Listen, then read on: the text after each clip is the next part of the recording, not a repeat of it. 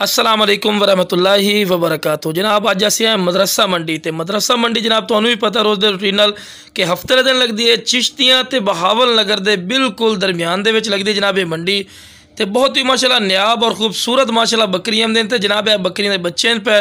अज जनाब मदरसा मंडी की अपडेट तुहानूं दे रहे हैं। माशाल्लाह खूबसूरत माशाल्लाह जानवर विखा रहे हैं तो ये वीडियो बनाने का ये मकसद है कि भाई अगर तुसी आखसो तो इंशाल्लाह असी इन्हां जिहड़े ऑनर होंदे ने पे जिहड़े मालिक उस इन्हां बकरियां दे बिरा उन्हां नाल राबता भी करा सकने हैं। तो यह जनाब 3 बच्चों की माशाल्लाह बीतल बकरी बैठी माशाल्लाह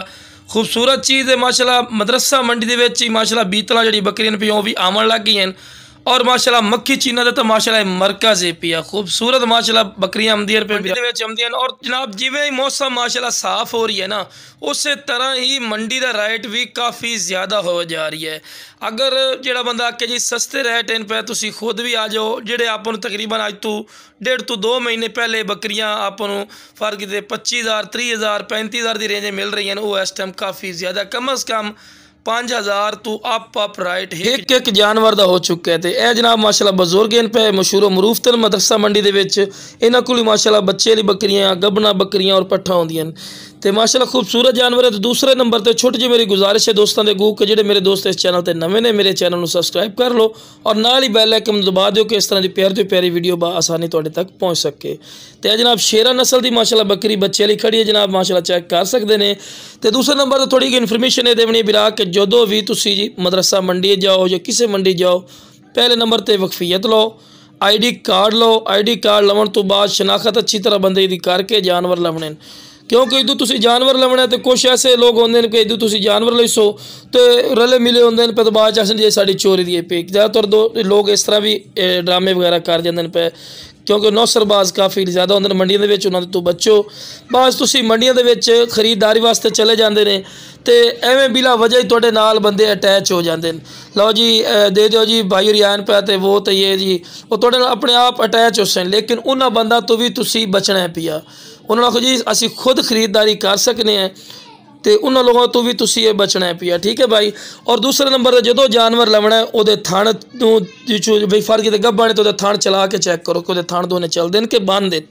कि अगर बंद हो तो भी मसला बन जासी। हाँ जनाब बच्चे लिए अगर बकरी लवो ना तो उसनों भी चेक करो पहले तो तोड़ फिर के चेक करो कि वो पैरों में वाह शाद नहीं फिर जो बच्चे आखिर वो बच्चे थले छाड़ के तो बंदे ना को तुसी साइड ते हो जाओ। अगर वो अपने बच्चे को दुध पिलाइंदी है तो फिर वो बच्चे बाद डुप्लीकेट बच्चे भी नाल अटैच कर दें कान पकड़ते खड़े करके ठीक है भाई। थोड़ा एहतियात करो एहतियात दे पर तुहानूं बिरा दस रहे हैं। दूसरे नंबर पर यह वीडियो बनाने का मकसद ही है पिया कि माशाल्लाह मदरसा मंडी बड़े खूबसूरत जानवर आमदे और माशाल्लाह न्याब चीज़ आमदी हैं और थोड़ा ख्याल ही रखा करो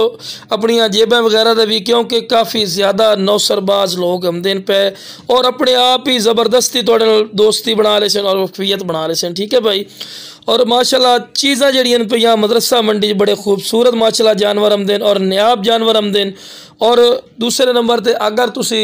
पहले नंबर पर तुसी अपना जानवर खरीदना है पिया तो वो एक होर भी मंडी वाला शेड्यूल होंदा है कि 100 रुपया फी जानवर का लवना है पिया वो तुसी उन्होंने देना है क्योंकि वो शेड्यूल है पिया। तो दूसरे नंबर पर अगर कोई तुहानूं बंदा तंग कर रही है थोड़े बिला वजह मगर लग रही है तो तुसी मंडी जी इंतजामिया है पी उसनूं भी तुसी दस सकते हो कि यार यह बंदा जो साढ़े इस तरह कर रही है क्योंकि मंडी की जी इंतजामिया है माशाल्लाह बहुत अच्छे पे माशाल्लाह मदरसा मंडी दे तो खूबसूरत माशाल्लाह जानवर आमदे बिरा कुछ गल्लां ऐसियां पे कि मैं तुहानूं दस दित्तियां ते कुछ गल्लां जिहड़ियां ऐसियां ने जिहड़ी तुहानूं नहीं दस सकते हैं। तो बिरा थोड़ा एहतियात जरूरी है पिया और माशाल्लाह 2022 के बकरे भी लवो बकरे के सिरे चाट मार के वेखो फिर उस तो बाद उसनूं छोड़ो जेड़ा बकरा जो सिरे चाट मार सो स्पीड लावे वो बकरे नूं गेड़ा वगैरह होंदा गेड़ा वो होंदा बवणी जिसनों आखदे हैं। तो थोड़ा एहतियात करो। दूसरे नंबर पर पिछले पैरों जो छोड़ सो चेक करो कि पिछले पैर विंगे तो नहीं या उसनों कोई मसला मसैल तो नहीं ये भी तुसी चेक जरूर करना है पिया क्योंकि एहतियात बहुत ज़रूरी है पिया। अजकल जो दौर चल रही है पिया बिरा काफ़ी ज़्यादा टीके वगैरह ला के आमदे और कुछ ऐसी गल्लां होंदे भी गर्दन में टीके लाए होंदे लेकिन वो कुछ बंदे सूंघ के भी पता कर भी स्मैल आ रही गर्दन के विचों भी इन्हूं गेड़ा टीका लगा होया। तो मजीद भी इन्फॉर्मेशन लवनी हो तो बिरा मेरे नाल राबता करके तुहानूं सारी डिटेल इंशाल्लाह दस